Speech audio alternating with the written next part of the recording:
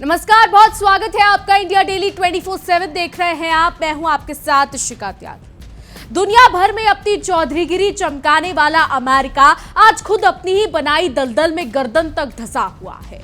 दूसरों के घरों में आग लगाकर अपनी रोटियां सेकने की पुरानी आदत रखने वाले डोनाल्ड ट्रंप को शायद ये नहीं पता था कि ईरान से पंगा लेना उन्हें इतना भारी पड़ जाएगा। चीन के सबसे प्रसिद्ध जनरल ने सदियों पहले अपनी मशहूर किताब पर साफ साफ लिखा था कि लंबे समय तक सेना को किसी मोर्चे पर तैनात रखना देश के लिए किसी आत्मघाती कदम से कम नहीं होता।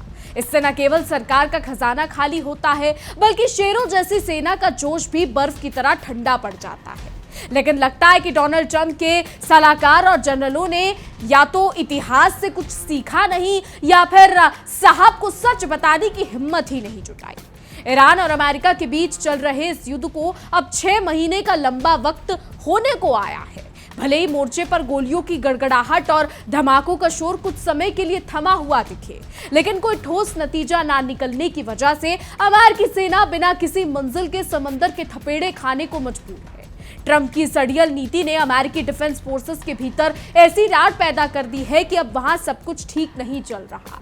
सुपर पावर होने का खोखला ढोंग रचने वाली अमेरिकी नौसेना के सबसे बड़े और आधुनिक युद्धपोतों में शुमार यूएसएस लिंकन पर तैनात हजारों जाबाज जवानों की हालत आज इतनी खस्ता हो चुकी है कि अब उनकी बर्दाश्त की सीमा जवाब दे रही है। ईरान युद्ध के बीच असीम और अंतहीन तैनाती, नरकीय हालात और लगातार बढ़ते मानसिक तनाव ने ऐसा भयंकर रूप ले लिया है कि अब तक अनुशासन का पाठ पढ़ाने वाले सैनिकों के परिवार खुद सड़कों पर उतरने को मजबूर हो गए।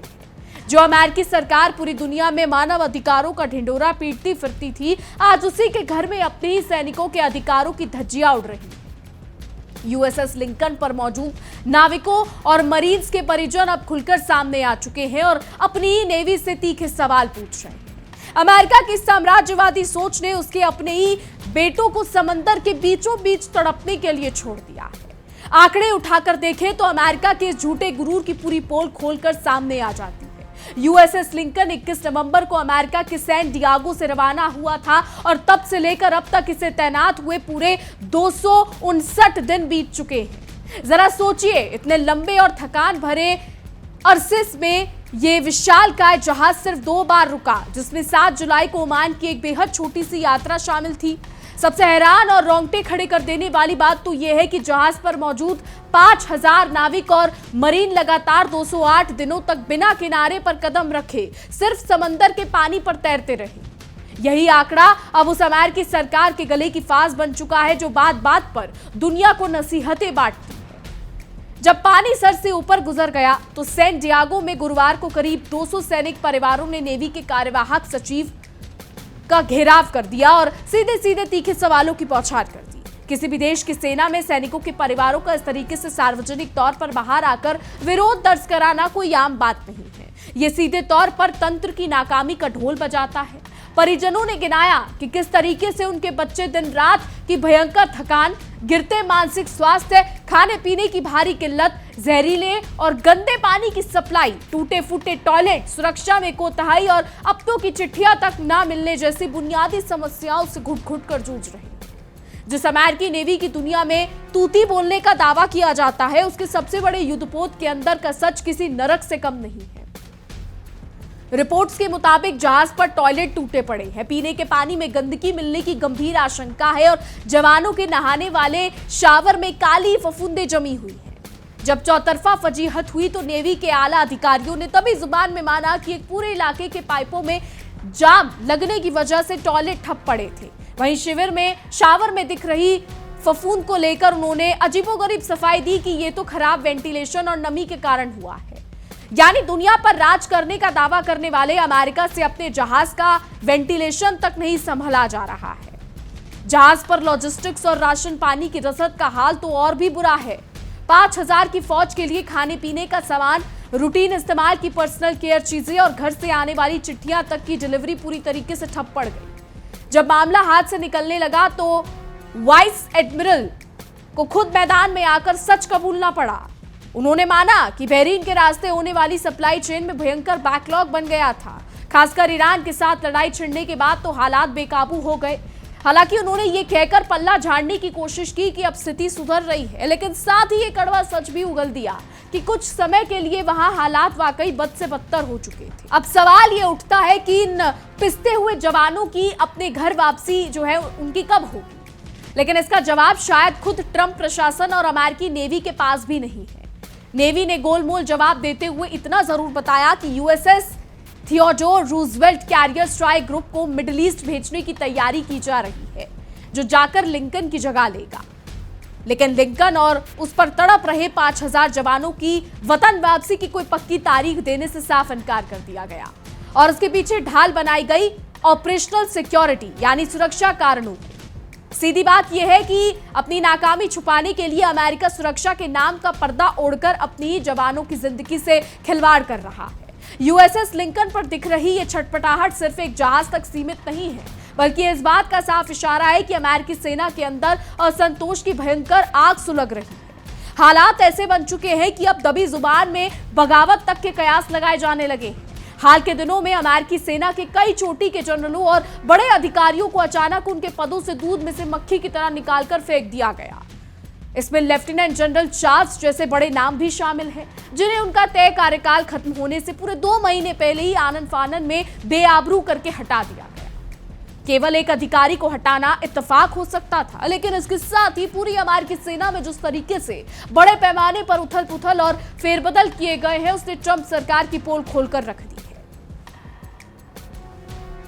ये हड़बड़ी और अचानक किए गए तबादले साफ बता रहे हैं कि ईरान मोर्चे पर विफलता और अनिश्चितता के कारण अमेरिकी सेना के अंदरूनी महकमे में दबाव का कुकर फटने की कगार पर पहुंच चुका है। जो अमेरिका दूसरों के देशों में तख्ता पलट कराने के सपने देखता था, आज उसकी अपनी फौज के भीतर अविश्वास और घबराहट की गहरी दरारें साफ नजर आ रही हैं।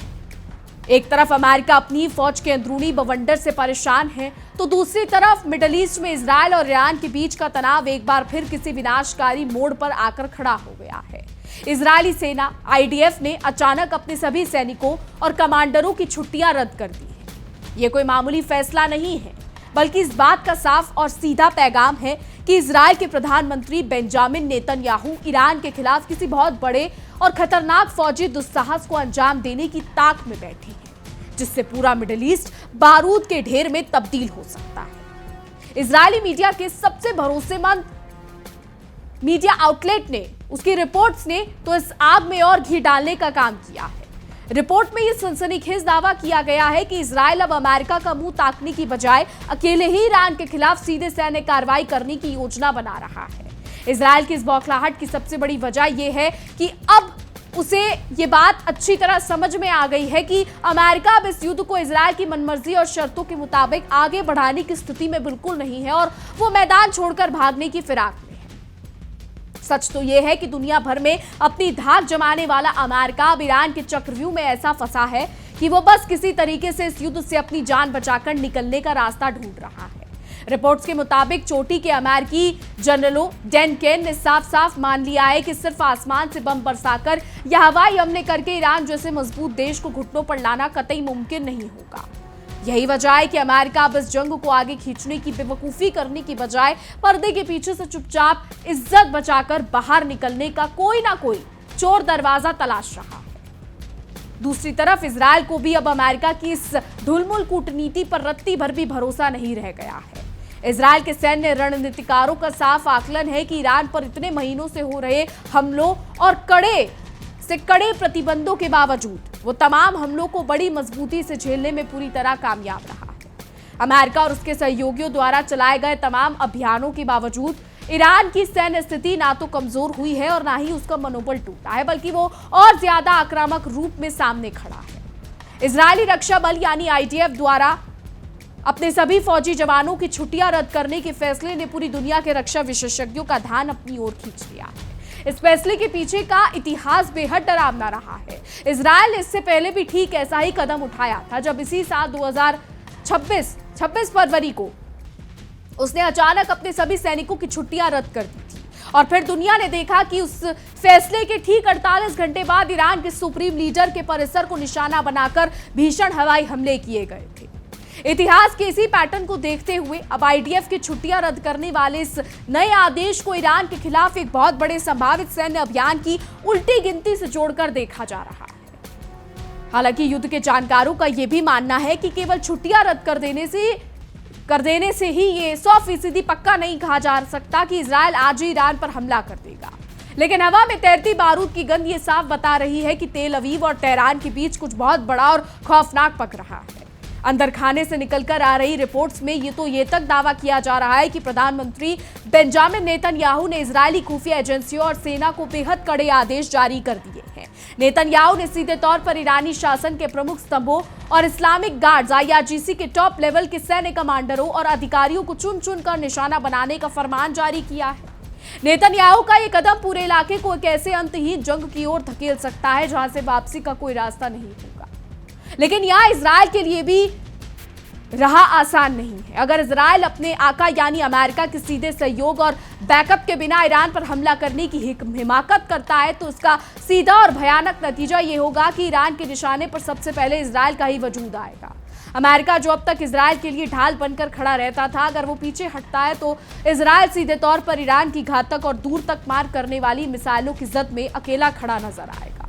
इस संभावित खतरे को देखते हुए ईरान ने भी कोई कोताही नहीं बरती है और इजरायल को बहुत ही सख्त और सीधी चेतावनी जारी कर दी है। ईरान ने साफ साफ कह दिया है कि अगर इजरायल ने जरा सी भी हिमाकत की या हमलों का दायरा बढ़ाया तो वो इजरायल की जीवन रेखा मानी जाने वाली हाइफा तेल रिफाइनरी और उसकी राजधानी को अपनी मिसाइलों से सीधा निशाना बनाकर पल भर में शमशान बना देगा।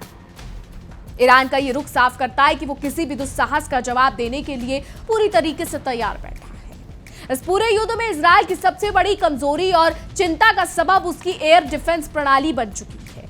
रिपोर्ट्स के मुताबिक पिछले 6 महीने में हुए लगातार ईरानी मिसाइलों हमलों हवा में मार गिराने के चक्कर में इजरायल ने अपने इंटरसेप्टर मिसाइलों का कीमती भंडार लगभग खाली होने की कगार पर पहुंचा दिया है। ऐसी कंगाली के आलम में ईरान का एक भी नया और भारी मिसाइल हमला इजरायल की सुरक्षा व्यवस्था की कमर तोड़ने के लिए काफी साबित हो सकता है।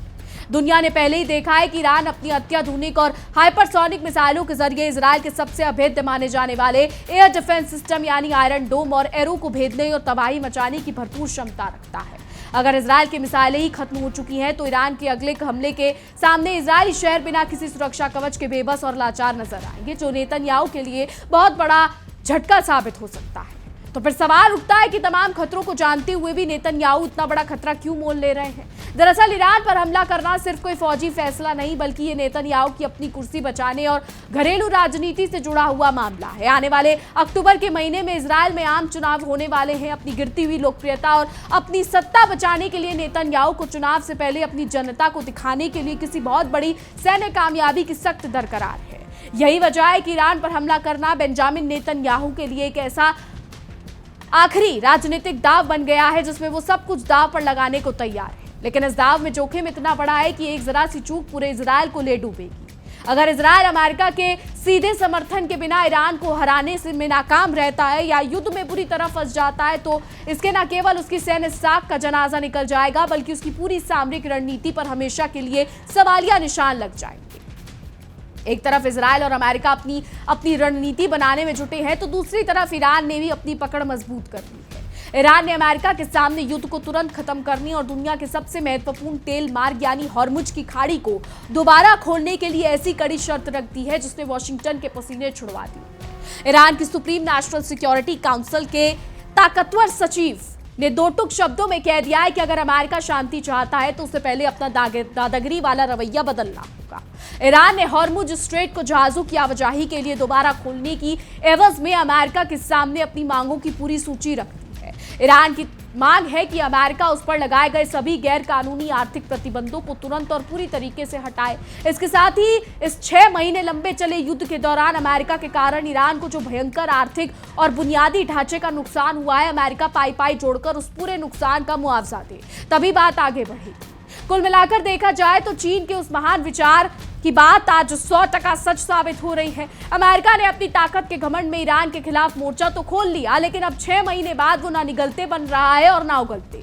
इसके सबसे बेहतरीन युद्धपोत USS लिंकन पर सड़ते सैनिक, टॉयलेट के लिए तरसते मरीन और सड़कों पर रोते बिलखते फौजी परिवार इस बात का जीता जागता सबूत है कि महाशक्ति होने का अमेरिका का मुखौटा अब पूरी तरह उतर चुका है।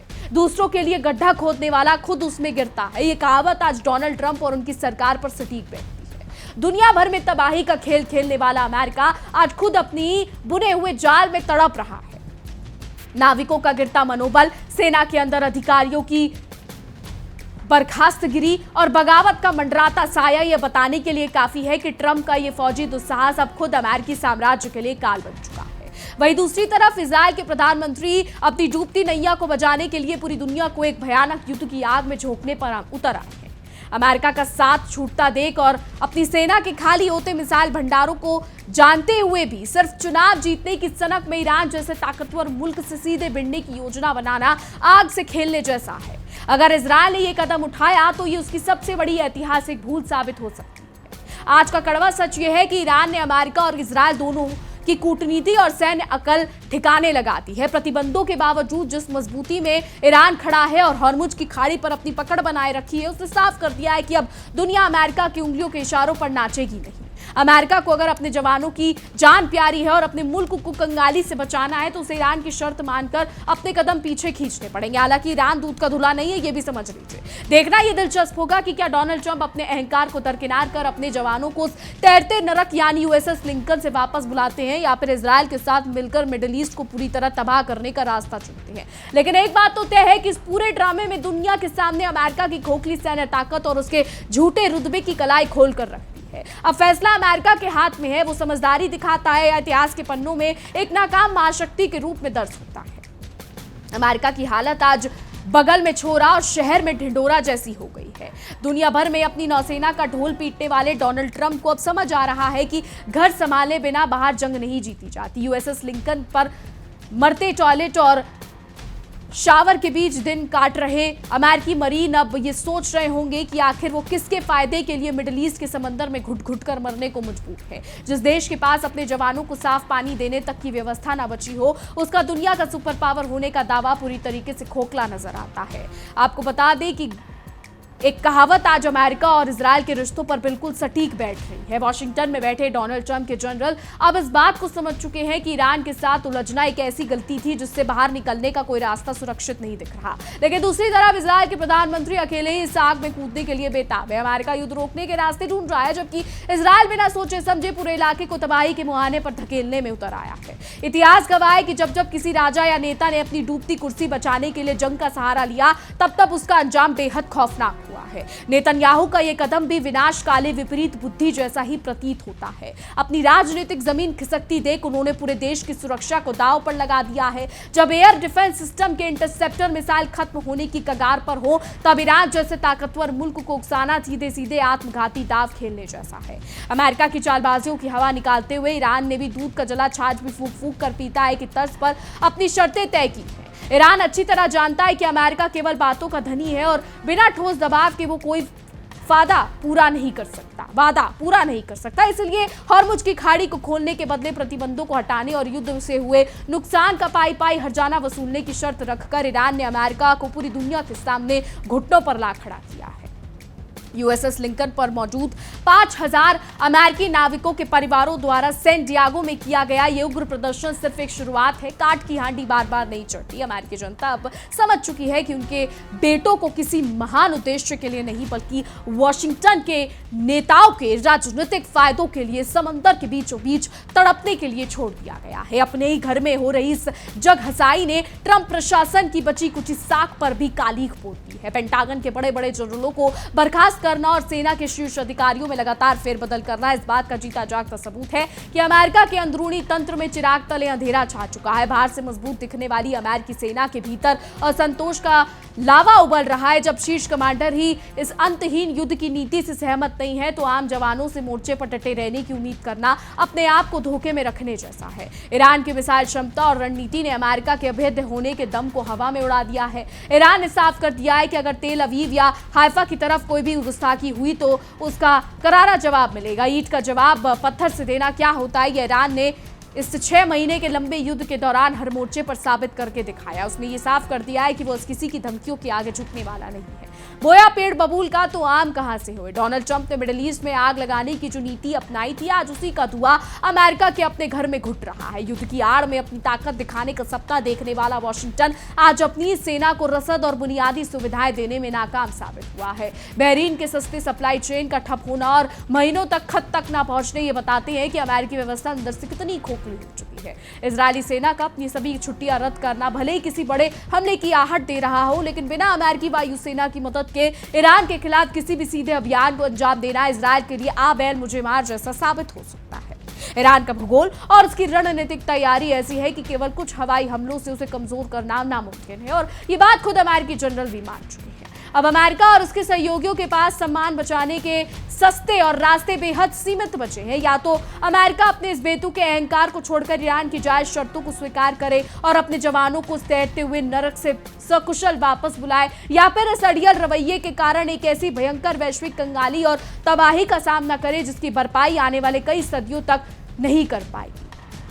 तो अमेरिका की नीति आज घर में नहीं दाने अम्मा चली भुनाने जैसी हो चुकी है। अपने देश के भीतर घटते संसाधनों और सेना की खस्ता हालत पर ध्यान देने के बजाय अमेरिकी हुक्मरान दुनिया भर में अपना दबदबा दिखाने का असफल नाटक कर रहे हैं। यूएसएस लिंकन पर महीनों से फंसे जवान बुनियादी जरूरतों के लिए तरस रहे हैं, जबकि वॉशिंगटन के नेता कागजी रणनीतियों में उलझते हुए हैं। ये खोखलापन अब पूरी दुनिया के सामने बेनकाब हो चुका है। मिडिल ईस्ट में अमेरिका की जो थू-थू हो रही है उसने साबित कर दिया है कि अधजल गगरी छलकत जाए। बिना किसी ठोस योजना के ईरान के साथ मोर्चा खोलकर ट्रंप सरकार ने अपनी ही नुकसान करा लिया है। 6 महीने बीत जाने के बाद भी अमेरिका के पास इस युद्ध से बाहर निकलने का कोई सम्मानजनक रास्ता नहीं बचा है। उनकी ये बेबसी बता रही है कि महाशक्ति होने का तमगा अब सिर्फ एक दिखावा बनकर रह गया है। इजरायल का बिना अमेरिकी समर्थन के अकेले युद्ध मैदान में कूदने का विचार अपने पैर पर कुल्हाड़ी मारने जैसा है। जब देश के एयर डिफेंस मिसाइल खत्म होने की कगार पर हो, तब ईरान जैसे आक्रामक पड़ोसी से सीधा पंगा लेना किसी भी तरीके से समझदारी नहीं कहा जा सकता। नेतन्याहू का यह फैसला इजरायल की सुरक्षा के लिए एक बहुत बड़ा खतरा बन सकता है। तो चोर की दाढ़ी में तिनका की तर्ज पर अमेरिकी सेना के शीर्ष जनरलों को अचानक पद से हटाना यह साफ दिखाता है कि पेंटागन के भीतर सब कुछ ठीक नहीं चल रहा। जब युद्ध की रणनीति नाकाम होने लगती है तो बलि का बकरा ढूंढना अमेरिकी सरकार की पुरानी आदत रही है। जनरलों की ये बर्खास्तगिरी अमेरिकी सेना के अंदरूनी तनाव और असंतोष की गवाही दे रही है। सैन डियागो में फौजी परिवारों का यूं सड़कों पर उतरना इस बात का प्रमाण है कि अब पानी सर से ऊपर जा चुका है। जो परिवार हमेशा खामोश रहकर देश सेवा को सर्वोपरि मानते थे, उनका इस तरीके से खुलकर नेवी अधिकारियों का घेराव करना बताता है कि जवानों के सब्र का बांध अब टूट चुका है और अमेरिकी सरकार अपने लोगों का भरोसा खोती जा रही है। तो ईरान ने हॉर्मुज स्ट्रेट को खोलने के लिए जो कड़े प्रतिबंध हटाने और हटाने की मांग रखी है, उसने अमेरिका को साफ छछूंदर की गति में डाल दिया है। शर्त मानो तो पूरी दुनिया में फजीहत और ना मानो तो तेल संकट और आर्थिक तबाही। ईरान ने अपनी रणनीतिक स्थिति का इस्तेमाल करके अमेरिका को एक ऐसे मोड़ पर लाकर खड़ा कर दिया है जहां से आगे बढ़ना या पीछे हटना दोनों ही नुकसानदेह है। जैसी करनी वैसी भरनी। दूसरों के देशों को तबाह करने की साजिशें रचने वाला अमेरिका आज खुद अपने ही बुने जाल में उलझ गया है। यूएसएस लिंकन के जवानों की बदहाली और परिजनों का गुस्सा इस बात का प्रत्यक्ष प्रमाण है कि गलत नीतियों का नतीजा हमेशा भुगतना ही पड़ता है। युद्ध को अनिश्चित काल तक खींचने की ट्रंप की जिद अब उनके ही गले की हड्डी बन चुकी है। इजरायल में सैनिकों की छुट्टियां रद्द होना और बड़े अधिकारियों को निशाना बनाने के आदेश देना जलते में घी डालने का काम कर रहा है। राजनीतिक अस्तित्व बचाने की हड़बड़ी में नेतन्याहू पूरे क्षेत्र को एक ऐसी तबाही की ओर धकेल रहे हैं जिसका असर पूरे वैश्विक परिदृश्य पर पड़ेगा। बिना किसी मजबूत बैकअप के लिया गया यह फैसला बेहद आत्मघाती सिद्ध हो सकता है। तो साच को आज नहीं, ईरान ने अपने धैर्य और मजबूत रक्षा नीति से यह दिखा दिया है कि कड़े प्रतिबंधों और धमकियों के बावजूद उसे घुट्टों पर नहीं लाया जा सकता। अमेरिका का यह सोचना कि केवल हवाई हमलों से किसी देश को झुकाया जा सकता है, उनकी सबसे बड़ी भूल साबित हुआ है। ईरान का टिके रहना अमेरिका की फौजी रणनीति की विफलता को दर्शाता है। वक्त आ गया है कि अमेरिका अपनी अंधेर नगरी चौपट राजा वाली कार्यशैली को बदले और हकीकत को स्वीकार करे। अपने जवानों को समंदर के बीच अमानवीय हालत में छोड़ने की बजाय उन्हें सम्मानजनक तरीके से वापस बुलाना ही अमेरिका के हित में होगा। अगर ट्रंप सरकार ने अब भी अपनी गलतियों से सबक नहीं लिया तो वो मोर्चा अमेरिकी सैन्य इतिहास का सबसे शर्मनाक अध्याय बनकर उभरेगा। तो अमेरिका की हालत देखकर आज पूरी दुनिया कह रही है कि रस्सी जल गई पर बल नहीं गया। महीनों से जारी इस नापाक जंग ने वॉशिंगटन के खजाने को खाली कर दिया है और उसकी सेना की साख की धज्जियां उड़ा दी है। लेकिन ट्रंप प्रशासन की ईगो अभी भी झुकने को तैयार नहीं है। समंदर में तैरते नर्क बने यूएसएस लिंकन पर सैनिक नरकीय जीवन जीने को मजबूर है, फिर भी वॉशिंगटन के हुक्मरान अपनी नाकामियों को छिपाने के लिए ऑपरेशनल सिक्योरिटी जैसे भारी भरकम शब्दों का नाटक रच रहे हैं। इजराइल और अमेरिका के बीच इस समय अपना मकान ढहकर दूसरों का चिराग बुझाने की होड़ लगी हुई है। इजरायली प्रधानमंत्री नेतन्याहू को लग रहा है कि वो बिना अमेरिका की उंगली पकड़े अकेले ईरान को धूल चटा लेंगे, लेकिन वो ये भूल रहे हैं कि जब खुद का घर शीशे का हो और मिसाइलों का भंडार खाली हो चुका हो तो पड़ोसी के घर पर पत्थर नहीं फेंके जाते। अकेला पड़ा इजराइल आज जिस रास्ते पर बढ़ रहा है वो सीधे सीधे तबाही के कुएं में छलांग लगाने जैसा है। तो दूध का जला छाछ भी फूक फूक कर पीता है। ईरान आज इसी गति पर नीति पर पूरी मुस्तैदी से काम कर रहा है। उसने अमेरिका की हर चाल और खोखली धमकी को अच्छी तरह से पढ़ लिया है। इसलिए तेहरान ने हॉर्मुज की खाड़ी का ताला खोलने की चाबी केवल तभी देने का फैसला किया है जब अमेरिका अपने तमाम अनैतिक प्रतिबंध हटाए और युद्ध से हुए नुकसान का पूरा हर्जाना भरे। ईरान का यह अड़ीग रुख अमेरिका के मुंह पर एक करारा तमाचा है। जो अमेरिकी हुक्मरान दुनिया भर में लोकतंत्र और अधिकारों का ढिंडोरा पीटते हैं, आज उन्हीं की शय पर 5000 अमेरिकी जवान समंदर में बिना नहाए सड़े खाने और टूटे टॉयलेट्स के बीच जीवन बिता रहे हैं। परिजनों का यूं सड़क पर उतरकर चीखना चिल्लाना ये बताता है कि अमेरिकी जनता का अपनी सरकार के से भरोसा पूरी तरीके से उठ चुका है। पेंटागन के अंदर अचानक बड़े अफसरों की छुट्टी करना और लेफ्टिनेंट जनरल जैसे बड़े चेहरों को बेआबरू करके निकालना इस बात का सबूत है कि दाल में कुछ काला नहीं बल्कि पूरी दाल काली है। जब फौजी रणनीतियां नाकाम होती हैं तो तानाशाही रवैया अपनाकर बलि के बकरे तलाशने जाते हैं। अमेरिका के फौजी महकामे में मची ये खलबली चीख चीख कर कह रही है कि संतहीन युद्ध ने अमेरिकी सैन्य तंत्र की अंदरूनी नींव हिलाकर रख दी है। इजरायल द्वारा अपने तमाम सैनिकों की छुट्टियां रद्द करना अपनी कब्र खुद खोदने जैसी बेवकूफी साबित हो सकता है। अक्टूबर के चुनावों में अपनी डूबती राजनीतिक नैया को पार लगाने के लिए नेतन्याहू पूरे मिडिल ईस्ट को आग के हवाले करने में उतर आए हैं, लेकिन ये जुआ उनके लिए इतना भारी पड़ सकता है कि चुनाव जीतना तो दूर, इजरायल का सामरिक और आर्थिक संतुलन हमेशा के लिए बिगड़ जाएगा। थाली का बैंगन बने डोनाल्ड ट्रंप के लिए भी अब कोई रास्ता आसान नहीं बचा है। अगर वो ईरान के सामने घुटने टेकने को मजबूर है या फिर उनकी शर्त को मान लेते हैं तो सुपर पावर होने की शेख ही मिट्टी में मिल जाएगी। और अगर वो युद्ध को इसी तरह घसीटते रहते हैं तो यूएसएस लिंकन जैसे जहाजों पर भड़क रही असंतोष की आग पूरी अमेरिकी सेना में बगावत का रूप ले लेगी। तो ट्रंप आज अपनी ही बनाई हुई नीतियों में फंस चुके हैं और समझ नहीं पा रहे हैं कि आखिर करें तो करें क्या। तो अब मिडिल ईस्ट सुलग रहा है और डोनाल्ड ट्रंप समझ नहीं पा रहे क्या करें। अंत में सच यही है कि चीन के विश्लेषक ने जो चेतावनी दी थी उसको नजरअंदाज करना अमेरिका को बहुत भारी पड़ गया है। लंबे समय तक बेमतलब की तनातनी ने अमेरिकी सेना का जोश ठंडा कर दिया और उसके संसाधनों को दीमक की तरह खत्म कर दिया। अगर अमेरिका ने अब भी अपनी अड़ियल नीति छोड़कर इस युद्ध से अपने हाथ पीछे नहीं खींचे तो वो दिन दूर नहीं जब दुनिया के नक्शे से अमेरिका की चौधराहट का नामो निशान हमेशा के लिए मिट जाएगा। अब देखिए आने वाला समय बताएगा कि क्या होता। फिलहाल हमारी आज की रिपोर्ट में इतना ही। तमाम खबरों के लिए देखते रहिए इंडिया डेली 24/7। देखिए इंडिया डेली 24/7 अब आपके स्मार्ट टीवी पर। इंडिया डेली मौजूद है सभी डिजिटल प्लेटफॉर्म पर लाइव और लगातार। इंडिया डेली 24/7 हर दिन राष्ट्र को समर्पित।